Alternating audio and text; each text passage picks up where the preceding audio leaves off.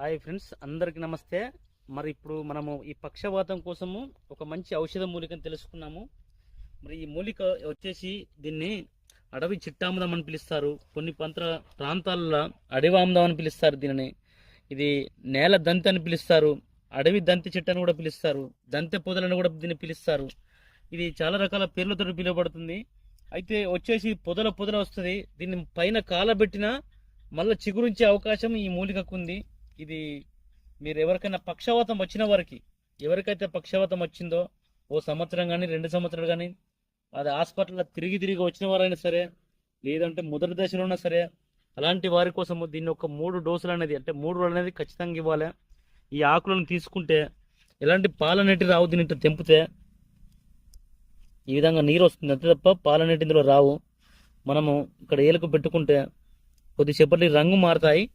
సరే, ఇప్పుడు ఈ ఆకులను ఎవరికైతే పక్షవాతం వచ్చిందో వారికి ఒక నిమ్మకాయ సైజు, అంటే మన దేశీయ నిమ్మకాయ సైజు అంత మెత్తగా దంచి పరిగడుపున అది 3 రోజులు పోయాలి. దీన్ని అంతకు మించి పోయిరాదు.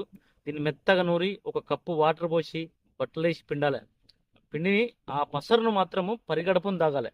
ఇట్లా 3 రోజులు తాగించాలి. ఆ 3 రోజులు ఎల్లిగడ్డ కారమే తినిపించాలి.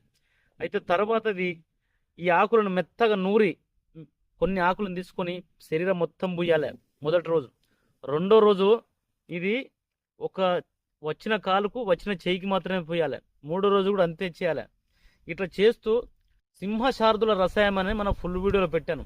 దాన్ని ఒక 60 రోజులు ఇవ్వండి. 5వ రోజు నుంచి కానీ 6వ రోజు నుంచి కానీ దాన్ని ఇవ్వండి.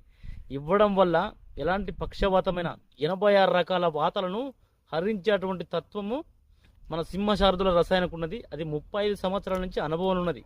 మరి అంత అద్భుతమైనటువంటి ఔషధాన్ని ఎవరైనా ఆ ఫార్ములా చూసి తయారు చేసుకుని ఎవరైనా ఇవ్వచ్చు. ఇది పెద్ద హాని అయితే సింహశార్దుల రసాయనం చేయదు. కానీ ఈ అడవి చిట్టాముదం అనేది ఇది ఎక్కువ కనుక మనం ఇచ్చినట్టయితే హాని చేస్తుంది. ఇది డోస్ తక్కువ ఇవ్వాలి, 3 రోజులు ఇవ్వాలి. అందులో మళ్ళీ ఇంత ఇస్తే సరిపోతుంది. మరి ఇలాంటి మూలికను మీరు గుర్తుపట్టుకొని విధి విధానాలతో కనుక మీరు చేసుకున్నట్టయితే మీకు ఖచ్చితంగానైతే ఫలితం అనేది వస్తుంది. అడవి చిట్టాముదము, దీన్ని మాత్రం మీరు మరవకండి. పొదలుగా వస్తుంది. ఇది ఎక్కడ పడితే అక్కడ దొరికే మూలిక అయితే కాదు. ఇది వాగుల పొంటి అక్కడక్కడ ఇది ఎక్కువగా ఉంటుంది. బీడు భూములల్లా రోడ్లకు ఇరువైపులా అక్కడక్కడ మొలుస్తుంది. దీన్ని గుర్తుపట్టుకొని మీ యొక్క ఆరోగ్యాన్ని కాపాడుకుంటానని కోరుకుంటున్నాను. మా వీడియో మీకు నచ్చితే లైక్ చేయండి, షేర్ చేయండి, తప్పనిసరిగా సబ్స్క్రైబ్ చేసుకోండి.